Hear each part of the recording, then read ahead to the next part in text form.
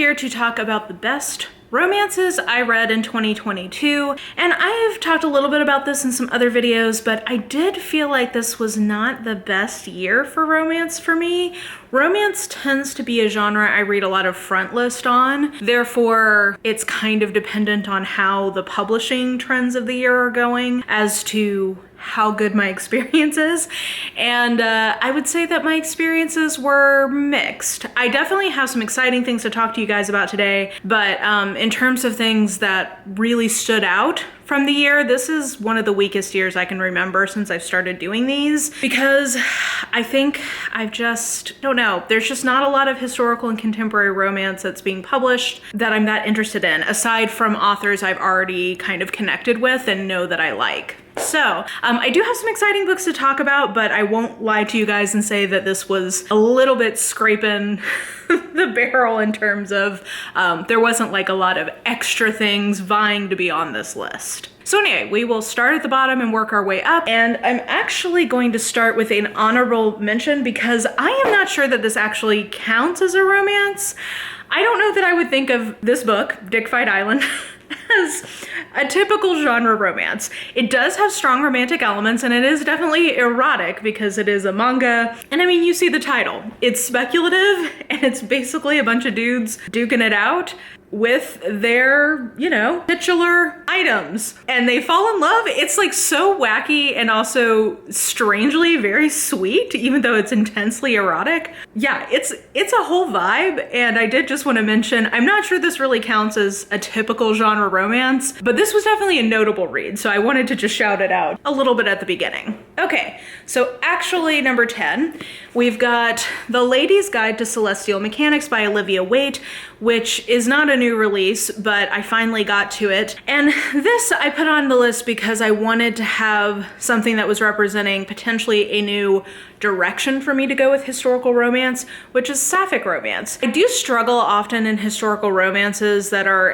at all serious in their tone. I struggle with, in the back of my mind, I'm always like, but the patriarchy, like this is scary for me, that the power dynamics are just always very off. And I think the fact that it's two ladies fallen in love, and I was trying to think of the word to describe the overall vibe of this, and I kept wanting to say like wholesome or sweet, and I'm like, well, that's not right, because like it's not that this is like a chaste romance, but I think the word is romantic. Like this feels very romantic, and I really liked that. So basically the setup is one of our main characters is a widow, and she is commissioning illustrations for this, I think it's an astronomy guide, yeah, Celestial Mechanics, and she's expecting this dude to show up, and actually his daughter shows up because he has passed away.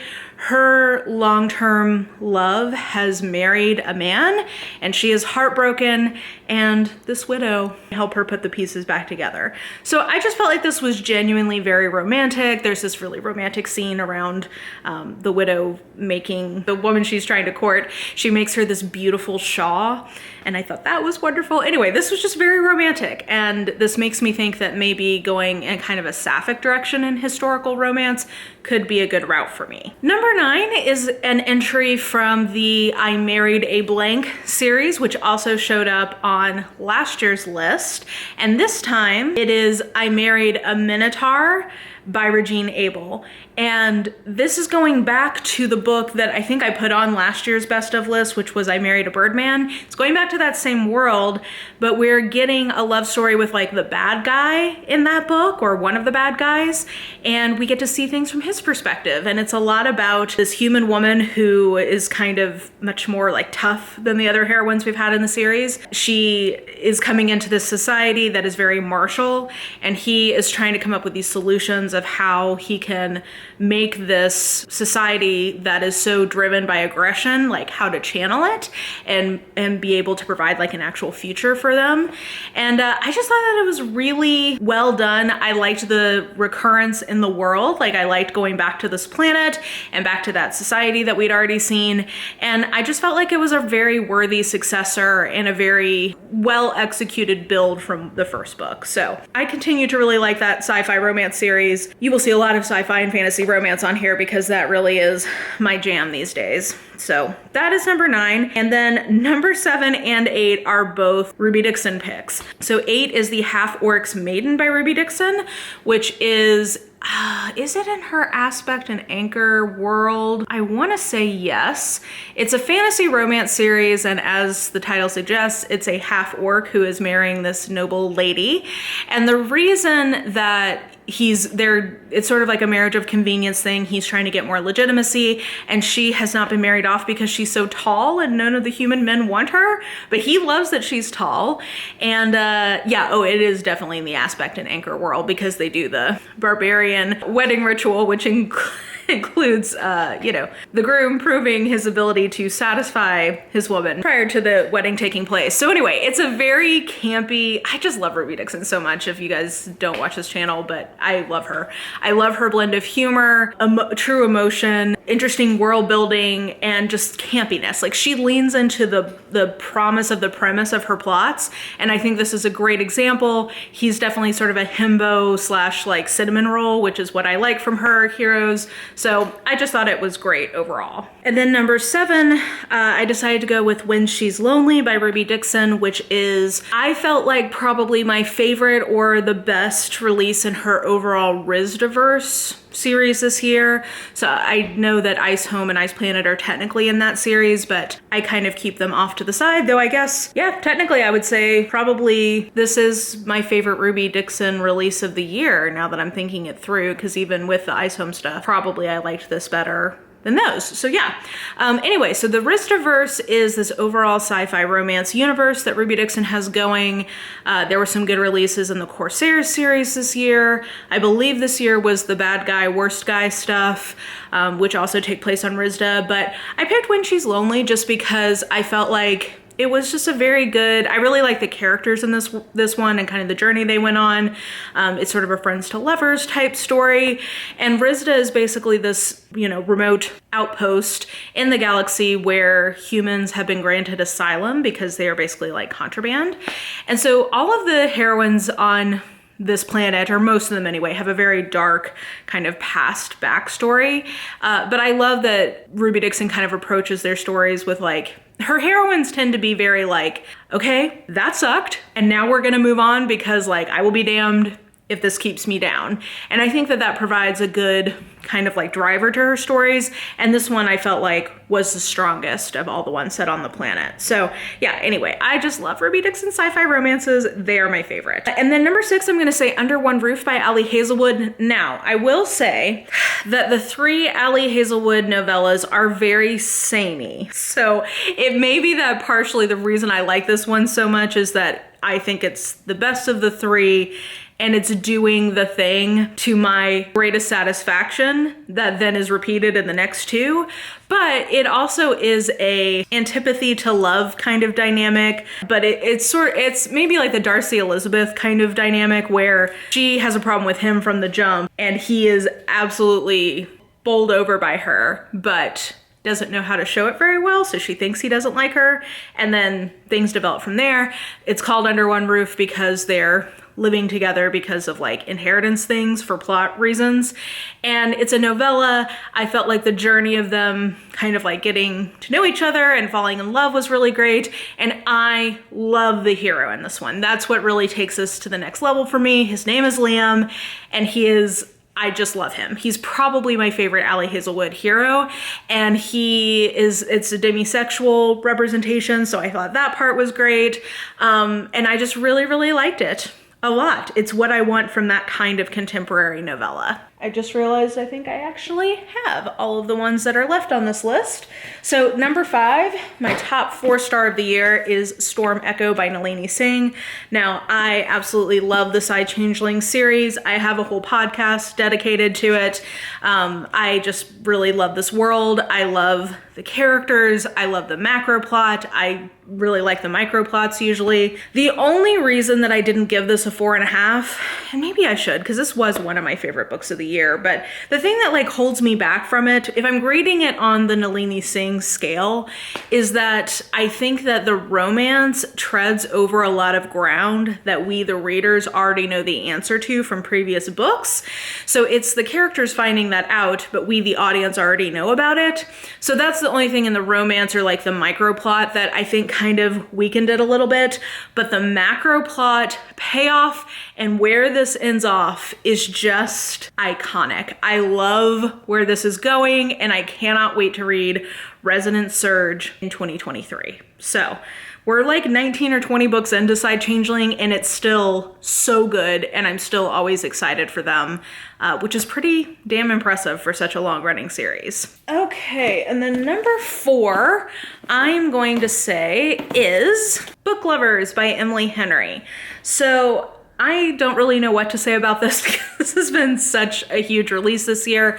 Emily Henry, I put into the romance bucket because her books are genre romance, I think, in a meaningful way. There's, you know, a main central love story.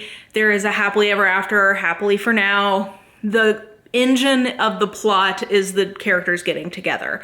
They're written, however, in a very distinctive style, and that's the style that I think is the special sauce for her works. And the style veers more towards maybe like general fiction or sort of women finding themselves in a category that used to be called women's fiction or chick lit, depending on kind of the different emphases on the syllables of the plot beats. So it's an interesting combination because I don't tend to like those kinds of books. So it's interesting that it works so well for me with Emily Henry, but there's something about the way she puts her books together and her humor. Her humor really works for me and her sort of like ethereal voice. And I will say the thing that made this book fantastic in my opinion was the banter. So the dialogue between our two main leads, and basically these are work rivals who, for plot reasons, end up in this small town at this bookshop, and they end up falling in love.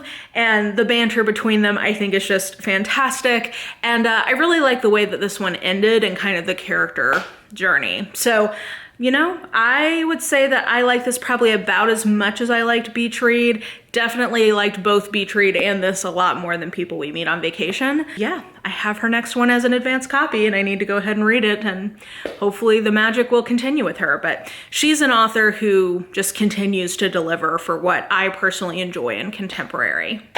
And okay, I'm very conflicted about what should be 2 and what should be 3 on this list because I like them probably about the same but for very different reasons. But because I've been complaining about wanting something fresh and contemporary, I'll save the fresher one for number 2. So number 3, speaking of things that I just like in contemporary and an author whose writing style is not for everyone, but it is for me, Love on the Brain by Ali Hazelwood. Her plots so far have been kind of predictable. I'm not going to deny that. But I love what she does. It reminds me so much of fan fiction in the best possible way, the same way that like Mariana Zapata's writing reminds me of that sort of fan service, crackalicious, addictively readable style. That is what I feel like Ali Hazelwood delivers, and that's what I find so enjoyable about her books. I really love, it's hard to explain. It's just like sort of the ethereal voice that is something that works for me. I don't know. I will say that this is very similar in a lot of ways to The Love Hypothesis in terms of sort of the overall dynamics, but I will say that this is more of like a hate to love. Well, no, this is a hate to love versus Love on the Brain, versus The Love Hypothesis was a fake dating. This is like hate to love, but again, very much in the Elizabeth Darcy mode of he is clearly into her and she just doesn't get it. I did really like their dynamic. I liked Levi. I think if one of your complaints about The Love Hypothesis was the lack of the sexy times, there's more of that in this book. I will say I felt like the ending was over the top even for my taste, so that is saying something, which is why I kind of knocked it down, but I've reread it twice. It's really fun, and it's just my kind of contemporary. So number 2, I'm gonna say You Made a Fool of Death with Your Beauty by Akweke Emezi.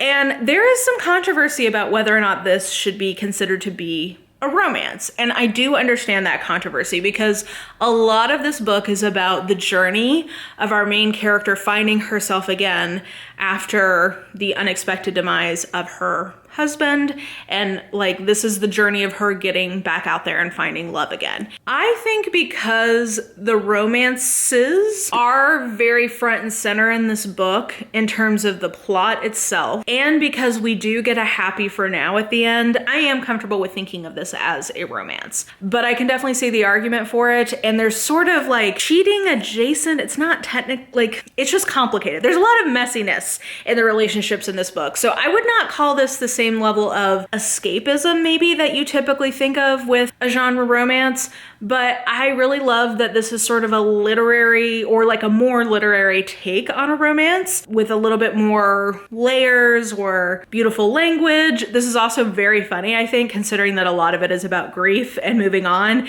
It also made me laugh quite a bit.